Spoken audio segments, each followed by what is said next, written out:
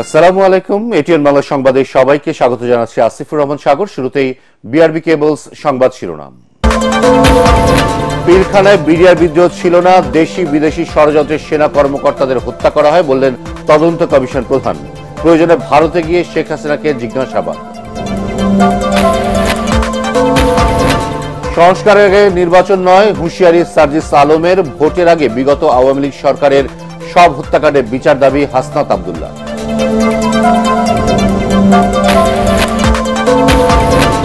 আজ রাতেই এয়ার অ্যাম্বুলেন্সে যুক্তরাজ্যে যাবেন খালেদা জিয়া। ভর্তি হবেন লন্ডন ক্লিনিকে। সুস্থ হয়ে দেশে ফিরতে দেশবাসীর কাছে দোয়া প্রার্থনা।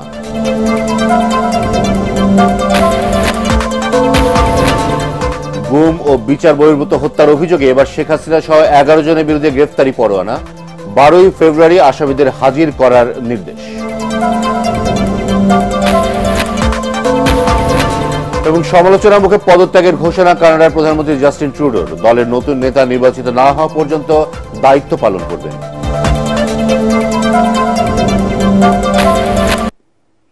শুনছিলেন বিআরবি কেবলসের সংবাদ শিরোনাম, এবার বিস্তারিত। 2009 সালে পিলখানায় বিডিআর বিদ্রোহ ছিল না, ওটা ছিল দেশি বিদেশি ষড়যন্ত্রের সেনা কর্মকর্তাদের হত্যাকাণ্ড। এমন মন্তব্য করেছেন বিডিআর হত্যাকাণ্ডে গঠিত স্বাধীন তদন্ত কমিশনের চেয়ারম্যান অবসরপ্রাপ্ত মেজর জেনারেল আ.ল.ম ফজলুর রহমান। ওই ঘটনায় ভারত জড়িত থাকলে তার প্রমাণ দেওয়ার আহ্বান জানান তিনি। প্রশ্ন তোলেন সেনাবাহিনীর নিষ্ক্রিয় থাকা নিয়েও। প্রয়োজনে ভারতে গিয়ে সাবেক প্রধানমন্ত্রী শেখ হাসিনাকে জিজ্ঞাসাবাদ করা হবে বলেও জানান কমিশনের প্রধান। রিপোর্ট মাহবুব কবির চপলের। 2009 সালে পিলখানায় বিডিআর হত্যাকাণ্ডের নানা প্রশ্নের উত্তর এখনো মেলেনি। ডাল ভাত কর্মসূচির অনিয়মের কারণে ওই বিদ্রোহ হয়েছিল বলে আওয়ামী লীগ যে প্রতিবেদন দাখিল করেছে তাকে শাক দিয়ে মাছ ঢাকার মতো মনে করছে নিহত সেনা সদস্যদের পরিবার। বিষয়টির আবারও তদন্ত করতে জাতীয় স্বাধীন কমিশন গঠন করেছে অন্তর্বর্তী সরকার। নিহত সেনা পরিবারের সাথে রাজধানীর রাওয়া ক্লাবে মত বিনিময়ে বসেন কমিশনের সদস্যরা। এতে নানা ক্ষোভ আর হতাশার কথা জানান ভুক্তভোগীরা। এখন পর্যন্ত এটা একটা আমার কাছে রহস্য থেকে গেছে যে আমার হাজবেন্ডের ডেড বডিটা কেন দেওয়া হয়নি, বা আমাকে 654 নাম্বার যে কবরটা দেওয়া হয়েছে আমার হাজবেন্ডের ডেড বডি বলে, সেখানে আছে 5 ফিট 5 ইঞ্চি হাইটের 47 বছরের একজনের ডেড বডি। অমুক রাজনীতিবিদ, আমি তার বিপরীত রাজনীতি করি, আমি তার বিরোধী দল দেখে আমি সেই রাজনীতিবিদকেই ধরবো, কারণ আমার মনের ক্ষেত থেকে আমি কাজ করছি, এবং অমুক গরিব তাই তাকে আমি ছেড়ে দেই। এই ধরনের বায়াস থেকে যেন উপরে উঠে তদন্ত কমিটির, আমাদের জাতীয় স্বাধীন তদন্ত কমিশন যেন স্বাধীনভাবে কাজ করতে পারে। সেদিন দরবার হল থেকে বেঁচে ফেরা কয়েকজন সেনা সদস্য ভয়াবহ অভিজ্ঞতার কথা জানান। এর পেছনে ভারতের ষড়যন্ত্র আছে বলে সন্দেহ প্রকাশ করেন অনেকেই। আমাকে চরমভাবে নির্যাতিত করে রক্তাক্ত করলো এবং আমাকে গলা টিপে তারা হত্যা করছিল। আমরা যারা সার্ভাইভার ছিলাম সেদিন প্রতিটি সেকেন্ড আমরা কাউন্ট করেছি, এই বুঝি সেনাবাহিনী আসবে, এই বুঝি সেনাবাহিনী আসবে আমাদের উদ্ধারের জন্য, কিন্তু কোনো সেনাবাহিনী আসে নাই। এটা কি অপরাধ না? প্রতিবাদ করেছিলাম। প্রথমে আমি জেল কেটেছি, বিডিআর এর সৈনিক যারা ঘটনার সাথে জড়িত তাদের সাথে জেল কেটেছি। তারা তো বলে যে আমরা স্যার এগুলো কিছু জানতাম না। এর সাথে জড়িত সেই সময় প্রধানমন্ত্রী জড়িত, তার ছেলে জড়িত, ভারতীয় কিলার রাশিয়া আমাদের অফিসারদের মেরে চলে গেল, এগুলো সব প্রমাণ আছে। স্বাধীন তদন্ত কমিশন মনে করে বিডিআর সেনাবাহিনী ও বাংলাদেশকে দুর্বল করতেই ওই হত্যাকাণ্ড ঘটানো হয়েছিল, যার সাথে তখনকার প্রধানমন্ত্রী শেখ হাসিনা ও ঊর্ধ্বতন সেনা কর্মকর্তাদের যোগসাজশ থাকতে পারে। পলাশির পুনরাবৃত্তি হয়েছে, সেখানে আমাদের আর্মি ঠায় দাঁড়িয়েছিল এবং বিদেশিরা এসে দেশি বিদেশি ষড়যন্ত্রকারী মিলে এই হত্যাযজ্ঞ চালিয়েছে। আমি মনে করি না এটা বিডিআর বিদ্রোহ ছিল। এর দ্বারা বিজিবিকে দুর্বল করা হয়েছে, বিডিআরকে দুর্বল করা হয়েছে, তার নাম বদল করে দেওয়া হয়েছে, আর্মিকে দুর্বল করা হয়েছে, দেশকে দুর্বল করা হয়েছে। আমরা যাদেরকে সন্দেহ করি, বিশেষ করে শেখ হাসিনা, তিনি ভারতে অবস্থান করছেন।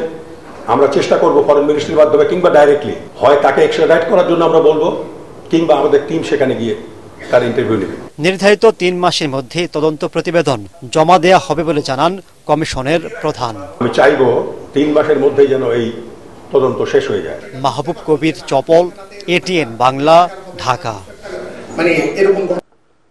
সংস্কারের আগে কোনোভাবেই নির্বাচন করতে দেওয়া হবে না বলে হুঁশিয়ারি দিয়েছেন সমন্বয়ক সার্জিস আলম। ফরিদপুরে বৈষম্য বিরোধী ছাত্র আন্দোলনের সমাবেশে দেয়া বক্তৃতায় ভোটের আগে বিগত আওয়ামী সরকারের সব হত্যাকাণ্ডের বিচার দাবি করেন তিনি। এ সময় হাসনাত আব্দুল্লাহ বলেন, পিলখানা, শাপলা চত্বর হত্যাকাণ্ড এবং পরপর 3টি নির্বাচনে ভোট চুরির কোনো বিচার হয়নি। অন্তর্বর্তী সরকারকে দ্রুত এসব বিচারের উদ্যোগ নেওয়ার দাবি জানান তিনি। ফরিদপুর প্রতিনিধি কামরুজ্জামান সোহেলের রিপোর্ট, জানাচ্ছেন ইয়াসিন রানা। ফরিদপুরের রাজেন্দ্র কলেজ মাঠে সমাবেশ করে বৈষম্য বিরোধী ছাত্র আন্দোলন। সমাবেশে বিভিন্ন শিক্ষা প্রতিষ্ঠানের শিক্ষার্থীরা ব্যানার, প্লাকার্ড সহ মিছিল নিয়ে সমাবেশে যোগ দেন।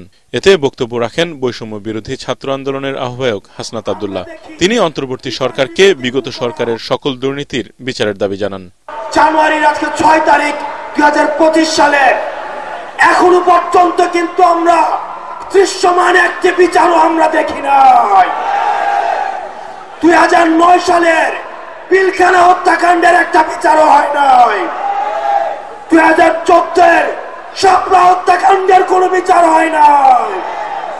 আপনারা জানেন 2014, 18 এবং 24-এর যেভাবে নির্বাচনে কারচুপি করা হয়েছে সেগুলোর এখনো পর্যন্ত বিচার করা হয় নাই। এই অন্তর্বর্তীকালীন সরকারকে আমরা স্পষ্টভাবে বলতে চাই, আমাদের এই বিচারগুলো আপনার নিশ্চিত করতে হবে।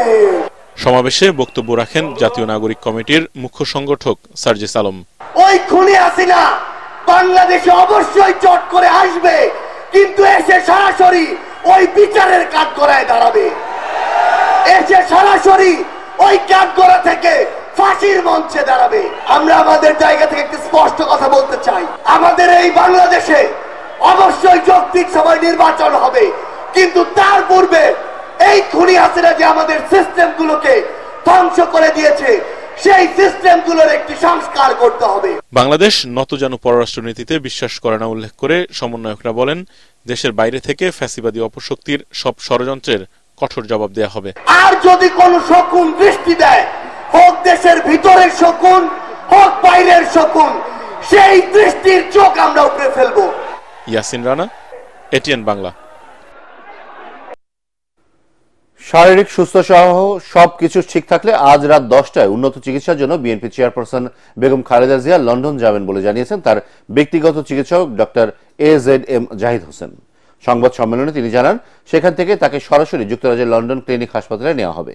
চিকিৎসকদের পরামর্শ অনুযায়ী পরবর্তী ব্যবস্থা নেওয়া হবে। এদিকে কাতারের আমিরে পাঠানো বিশেষ এয়ার অ্যাম্বুলেন্সটি রাতেই হযরত শাহজালাল আন্তর্জাতিক বিমানবন্দরে পৌঁছায় বলে জানা গেছে। বিস্তারিত থাকছে কামরুজ্জামান রাজীবের রিপোর্টে। সবকিছু ঠিকঠাক থাকলে মঙ্গলবার রাতেই উন্নত চিকিৎসার জন্য লন্ডন যাচ্ছেন বিএনপি চেয়ারপারসন বেগম খালেদা জিয়া। সব জল্পনা কল্পনার অবসান ঘটিয়ে কাতারের আমিরের এয়ার অ্যাম্বুলেন্সে রওনা হবেন তিনি। চেয়ারপারসনের গুলশান কার্যালয়ে সংবাদ সম্মেলনে তার ব্যক্তিগত চিকিৎসক ডাক্তার AZM জাহিদ হোসেন জানান, শারীরিক স্থিতিশীলতা থাকায় মেডিকেল বোর্ডের সিদ্ধান্ত অনুযায়ী লন্ডন যাবেন বেগম জিয়া। সফর সঙ্গী হিসেবে থাকবেন তার ব্যক্তিগত 6 চিকিৎসক ও পরিবারের সদস্যরা। যুক্তরাজ্যের বিমানবন্দর থেকে তাকে মাল্টি ডিসিপ্লিনারি লন্ডন ক্লিনিক হাসপাতালে নিয়ে যাওয়া হবে। 7 জানুয়ারি ইনশাল্লাহ রাত 10টায় কাতার আমিরাতে আমিরের স্পেশাল এয়ার অ্যাম্বুলেন্সে উনি ইনশাল্লাহ ঢাকা এয়ারপোর্ট থেকে ঢাকা, দোহা, লন্ডন, হিথ্রো এই ফ্লাইট ইনশাল্লাহ উনি যাবেন। লন্ডন ক্লিনিক বলে একটা অনেক পুরনো হসপিটাল আছে, ওখানে ওনাকে ভর্তি করা হবে। উনি এয়ারপোর্ট থেকে সরাসরি ওখানে যাবেন। ডাক্তার জাহিদ জানান, liver cirrhosis, heart block, chronic kidney disease, corona পরবর্তী জটিলতা নিরসনে তাকে উন্নত চিকিৎসা দেওয়া হবে। বয়স ও ঝুঁকির দিকটি বিবেচনা করে তার লিভার ট্রান্সপ্ল্যান্টের বিষয়ে সিদ্ধান্ত নেওয়া হবে বলেও জানান তিনি। লিভার ট্রান্সপ্ল্যান্টের ইস্যুটা হচ্ছে, মনে রাখতে হবে ওনার যে বয়স, এটা সিদ্ধান্ত দিবে লিভার ট্রান্সপ্ল্যান্ট ইউনিটে যাওয়ার পর, ওখানে এই সুবিধাটা আছে। সো দে উইল ডিসাইড যে what will be the next course of treatment. তিনি জানান, যুক্তরাজ্যের চিকিৎসকরা সুপারিশ করলে খালেদা জিয়াকে যুক্তরাষ্ট্রে নেওয়া হবে। শারীরিক সুস্থতার জন্য দেশবাসীর কাছে দোয়া চেয়েছেন BNP chairperson. Kamruzzaman Rajib, ATN Bangla, Dhaka.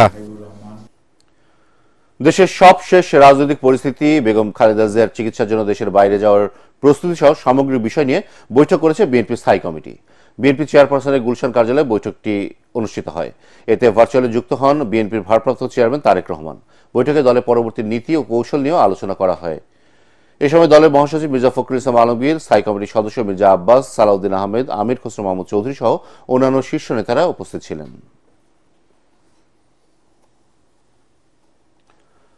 যৌক্তিক সময়ের মধ্যেই অন্তর্বর্তী সরকার সুষ্ঠু ও গ্রহণযোগ্য জাতীয় নির্বাচনের পথে যাবে বলে আশা প্রকাশ করেছেন জামায়াতে ইসলামীর আমির ডাক্তার শফিকুর রহমান। রাজধানীর মিরপুরে সুধী সমাবেশ ও আত্মকর্মসংস্থানের সামগ্রী বিতরণ অনুষ্ঠানে তিনি একথা বলেন। তিনি আরো বলেন, দেশের জনগণকে সংখ্যাগুরু কিংবা সংখ্যালঘুর ভিত্তিতে ভাগ করতে চায় না জামায়াত। ধর্ম বর্ণ নির্বিশেষে সবার মধ্যে ঐক্য থাকলে কোনো ষড়যন্ত্র সফল হবে না বলেও জানান তিনি। আওয়ামী লীগ ব্যাংক বিমা সব কিছুকেই ক্ষতিগ্রস্ত করেছে, কোনোটা ডাকাতি করে শেষ করে দিয়েছে এবং এই টাকাগুলো তারা ভাগ বাটোয়ারা করে নিয়েছে। এখন সেই খনির টাকার আলামতগুলো দুনিয়ার বিভিন্ন জায়গায় বের হয়ে আসছে। তাদের পরিবারের গোষ্ঠীর সকল সদস্যদের কপাল পরিবর্তন হয়েছে, জনগণের কপালটা ধ্বংস করে।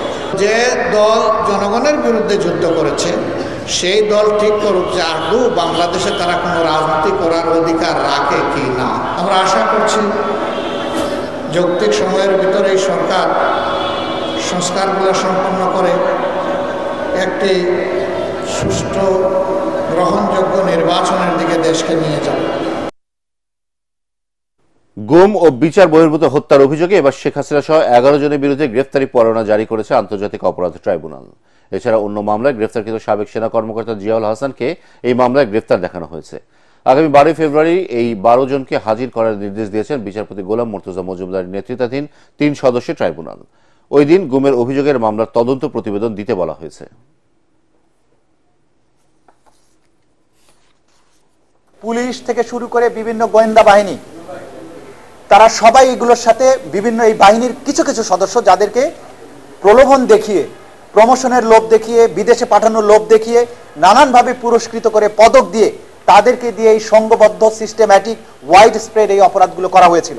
মোট 12 জনের বিরুদ্ধে আজকে আমরা গ্রেপ্তারি পরোয়ানা জারির জন্য আবেদন জানিয়েছিলাম। আদালত সেই গ্রেপ্তারি পরোয়ানা জারি করেছেন এবং এদের মধ্যে একজন মেজর জেনারেল বরখাস্তকৃত জিয়াউল হাসান, যিনি কারাগারে আটক আছেন, তাকে প্রোডাকশনের জন্য আদেশ দিয়েছেন।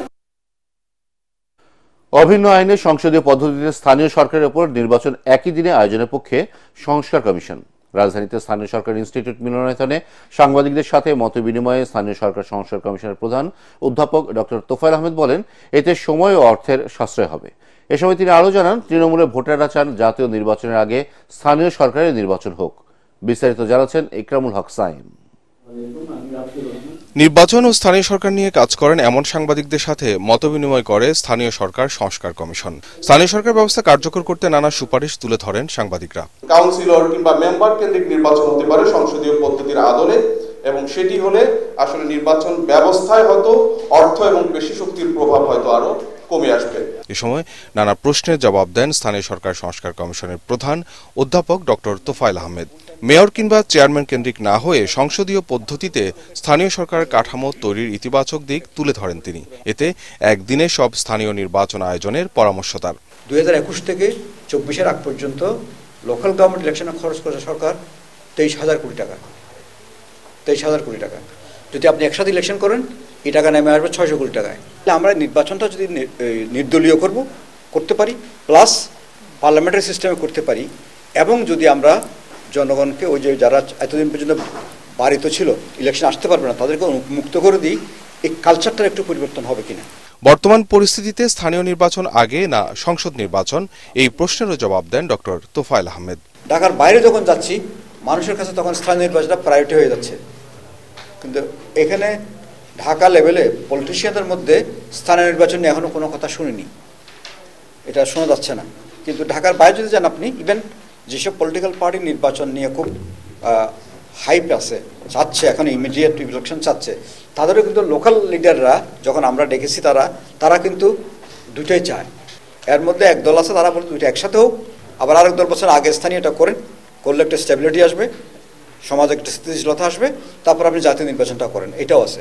সরাসরি নির্বাচনের মাধ্যমে জেলা পরিষদকে কার্যকর করা, বিনা প্রতিদ্বন্দ্বিতায় নির্বাচিত হওয়ার পথ বন্ধ করা, স্থানীয় সরকারের উপর সংসদ সদস্যদের প্রভাব খর্ব করা সহ নানা বিষয়ে অনুষ্ঠানে অবস্থান তুলে ধরে স্থানীয় সরকার সংস্কার কমিশন। ফেব্রুয়ারির মধ্যে সংস্কার প্রস্তাব চূড়ান্ত করার কথা জানান কমিশন প্রধান। লোকাল গভর্নমেন্ট হচ্ছে রাজনীতি শেখার একটা বিরাট জায়গা। ইকরামুল হক সায়েম, এটিএন বাংলা, ঢাকা। সাদা পোশাকে গোয়েন্দা পুলিশ আর কাউকে গ্রেফতার করতে পারবে না বলে জানিয়েছেন স্বরাষ্ট্র উপদেষ্টা জাহাঙ্গীর আলম চৌধুরী। ডিবিতে আর কোনো আয়নাঘর কিংবা ভাতের হোটেল থাকবে না বলে আশ্বস্ত করেন তিনি। এদিকে বাংলাদেশে বসবাসরত অবৈধ বাসিন্দাদের বিষয়ে 31শে জানুয়ারি পর ব্যবস্থা নেবে সরকার। এছাড়া পাসপোর্ট হয়রানি এড়াতে পুলিশ ভেরিফিকেশন তুলে নেওয়ার কথা ভাবছে সরকার। ইডেই উঠাই দিব ওই যে পুলিশ ভেরিফিকেশন, শুধু আমরা কার্ডের উপরেই দিব, যেহেতু পুলিশ ভেরিফিকেশনের ক্ষেত্রেও কিন্তু জনগণে একটু ইসে থাকে, কি বলে হ্যারাসমেন্ট হয়। যদি দেখা যায় যে শুধু আমাদের আইডি কার্ডে দিয়ে পাওয়া যায়, তো হয়তো আমরা পুলিশ ভেরিফিকেশন তো উঠাই দিব, যেহেতু আইডি কার্ডও তো আমাদের মন্ত্রণালয়তে আসতেছে। আর প্লাস ইসে আমাদের ধরেন পুলিশ রিফর্ম কমিশনের তাদের একটা রিকমেন্ডেশন যদি থাকে, সেই সময় অন্য কথা। সাবেক প্রধানমন্ত্রী শেখ হাসিনা ও তার পরিবারের সদস্যদের দুর্নীতির অনুসন্ধান পর্যায়ে জিজ্ঞাসাবাদের জন্য তলব করা হবে বলে জানিয়েছেন দুর্নীতি দমন কমিশন। বিদেশে থাকলেও এটি তাদের জন্য আত্মপক্ষ সমর্থনের সুযোগ বলে মনে করে দুদক। এই সুযোগ কেউ না নিলে পরবর্তীতে আইনানুগ ব্যবস্থা নেওয়া হবে বলে জানিয়েছেন দুদক মহাপরিচালক আক্তার হোসেন। এদিকে সম্পদ বিবরণীতে মিথ্যা তথ্য দেওয়ায় সাবেক 2 এমপি ও এনবিআরের সাবেক সদস্য মতিউর রহমানের স্ত্রী, ছেলে, মেয়ের বিরুদ্ধে মামলা করেছে দুদক। শরফুল আলমের রিপোর্ট। 9 প্রকল্পে 80,000 কোটি টাকা এবং যুক্তরাষ্ট্র ও যুক্তরাজ্যে $300 মিলিয়ন পাচারসহ অনিয়ম ও দুর্নীতির অভিযোগে সাবেক প্রধানমন্ত্রী শেখ হাসিনা সহ তার পরিবারের সদস্যদের বিষয়ে অনুসন্ধান শুরু করেছে দুর্নীতি দমন কমিশন দুদক। 5 আগস্ট পট পরিবর্তনের পর শেখ পরিবারের অধিকাংশ সদস্য বিদেশে অবস্থান করছেন। অনুসন্ধান পর্যায়ে অভিযুক্তদের জিজ্ঞাসাবাদের জন্য তলব করার বিষয়ে কি ভাবছে দুদক? মিডিয়া ব্রিফিং এ এমন প্রশ্ন ছিল দুদক মহাপরিচালকের কাছে। এটা হচ্ছে আত্মপক্ষ সমর্থনের একটা সুযোগ। আমরা আমাদের আইনানুগ যে প্রক্রিয়া আছে সেটা অনুসরণ করে তাদেরকে অবহিত করা হবে, তাদের বক্তব্য প্রদানের জন্য, আত্মপক্ষ সমর্থনের সুযোগ নেবার জন্য।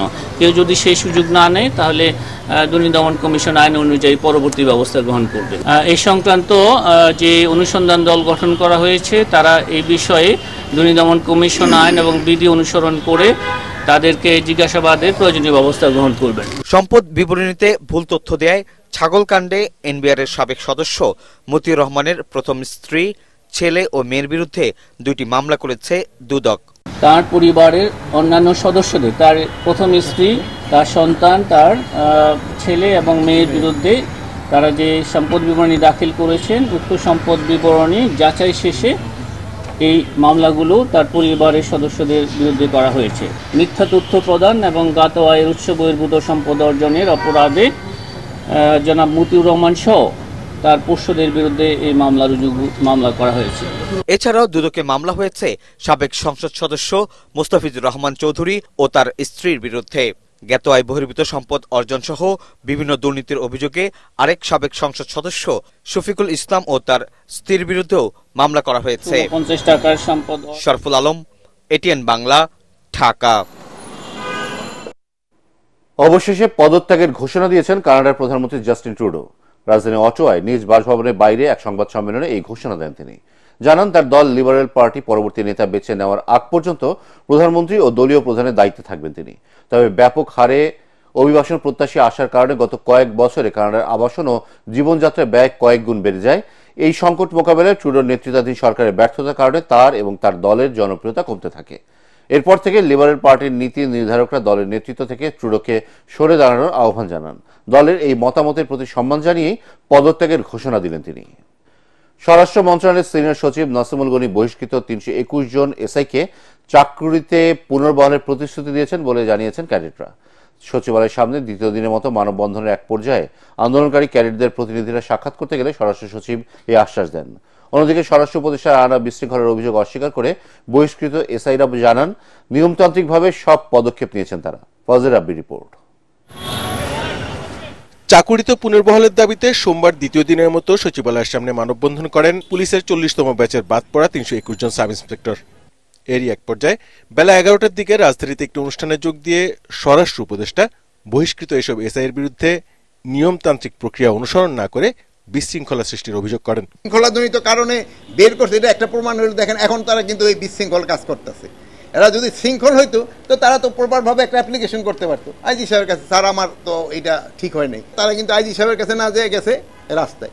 এইটাই তো বোঝা যেতেছে তারা উচ্ছৃঙ্খল। স্বরাষ্ট্র উপদেষ্টার এমন মন্তব্যে হতাশা প্রকাশ করে এসব ক্যাডেট বলেন, অক্টোবরে অন্যায়ভাবে বহিষ্কার আদেশের পর পুলিশের আইজিপি, স্বরাষ্ট্র উপদেষ্টা এবং প্রধান উপদেষ্টার কাছে মানবিক দিক বিবেচনায় নিয়ে চাকুরিতে পুনর্বহালের জন্য আবেদন করেছেন তারা।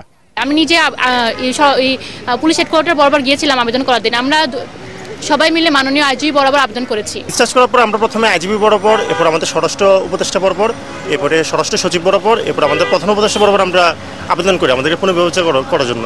কিন্তু তারা কোনো পুনর্বিবেচনা না করে আমরা আজকে মানববন্ধন করতে বাধ্য হই। কোনো রিকভারমেন্ট প্রসেসে যদি ইন্ডিকেটরস থাকে সেটা দেখাক আমাদেরকে, বাট যেই অভিযোগে বের করতেছে এটা আসলে কোনো অভিযোগই না।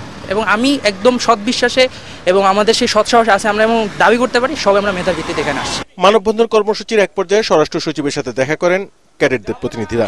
পরে তারা সাংবাদিকদের বলেন, পরবর্তী পাসিং আউট প্যারেডের আগেই চাকুরিচ্যুত এসব ক্যাডেটদের পুনর্বহালের বিষয়ে আশ্বস্ত করেছেন নাসিমুল গনি। স্যার যেটা বললো যে স্যার 5 ওয়াক্ত নামাজ পড়েন এবং স্যার সেই দোহাই দিয়ে বলছেন যে আমি তোমাদের হয়ে কাজ করব, আমার কথা বিশ্বাস করো, আমি তোমাদের হয়ে কাজ করব এবং আমি তোমাদেরকে পুনর্বহালের চেষ্টা করতেছি, খুব তাড়াতাড়ি তোমরা এর ফলাফল পেয়ে যাবে। সারদায় 1 বছর ট্রেনিং করার পর বিভিন্ন থানায় তাদের পোস্টিং হওয়ার আগে শৃঙ্খলা ভঙ্গের অভিযোগ এনে 40তম ব্যাচের 321 জন এসআইকে চাকুরি থেকে বহিষ্কার করা হয়। ফজলে রাব্বি, এটিএন বাংলা, ঢাকা। এবারে জানিয়ে দেব পার্টেক্স খেলার খবর।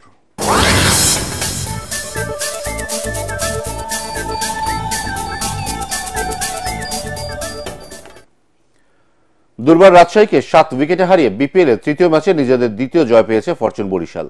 সিলেট আন্তর্জাতিক ক্রিকেট স্টেডিয়ামে আগে ব্যাট করে 4 উইকেট 168 রান তোলে রাজশাহী। সর্বোচ্চ 39 রান আসে এনামুল হক বিজয়ের ব্যাটে। 2 উইকেট নেন শাহিন শাহ আফ্রিদি। জবাবে অধিনায়ক তামিম ইকবালের 48 বলে অপরাজিত 86 রানের জবাবে 15 বল হাতে রেখে জয় তুলে নেয় বরিশাল। মুশফিকুর রহিম অপরাজিত থাকেন 34 রানে। তামিম ও মুশফিক চতুর্থ উইকেটে যোগ করেন 76 রান। নিগার সুলতানা জ্যোতিকে অধিনায়ক করে ওয়েস্ট ইন্ডিজ সফরের জন্য 16 সদস্যের নারী ক্রিকেট দল ঘোষণা করেছে বাংলাদেশ ক্রিকেট বোর্ড বিসিবি। ক্যারিবীয় সফরে 3টি ওয়ানডে ও 3টি টি20 ম্যাচ খেলবে বাংলাদেশের নারীরা। আগামী 14 জানুয়ারি ওয়েস্ট ইন্ডিজে পৌঁছাবে বাংলাদেশ দল। তবে দলে রাখা হয়নি অলরাউন্ডার জাহানারা আলমকে। নিগার সুলতানার ডেপুটি করা হয়েছে নাহিদা আক্তারকে। 19 জানুয়ারির প্রথম ওয়ানডেতে মাঠে নামবে বাংলাদেশ। পরের 2 ম্যাচ হবে 21 ও 24 জানুয়ারি। 27 জানুয়ারি থেকে শুরু হবে টি20 সিরিজ। শেষ করার আগে বিআরবি কেবলস সংবাদ শিরোনাম আরো একবার। পিলখানায় বিডিআর বিদ্রোহ ছিল না, দেশি বিদেশি ষড়যন্ত্রের সেনা কর্মকর্তাদের হত্যা করা হয় বললেন তদন্ত কমিশন প্রধান। প্রয়োজনে ভারতে গিয়ে শেখ হাসিনাকে জিজ্ঞাসাবাদ। সংস্কার আগে নির্বাচন নয়, হুঁশিয়ারি সার্জিস আলমের। ভোটের আগে বিগত আওয়ামী সরকারের সব হত্যাকাণ্ডের বিচার দাবি হাসনাত আব্দুল্লাহ।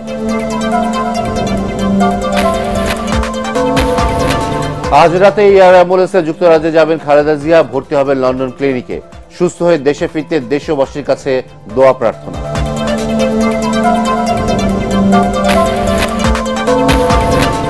গুম ও বিচার বহির্ভূত হত্যার অভিযোগে এবার শেখ হাসিনা সহ 11 জনের বিরুদ্ধে গ্রেফতারি পরোয়ানা।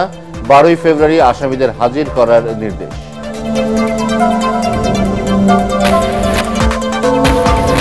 এবং সমালোচনার মুখে পদত্যাগের ঘোষণা কানাডার প্রধানমন্ত্রী জাস্টিন ট্রুডোর। দলের নতুন নেতা নির্বাচিত না হওয়া পর্যন্ত দায়িত্ব পালন করবেন।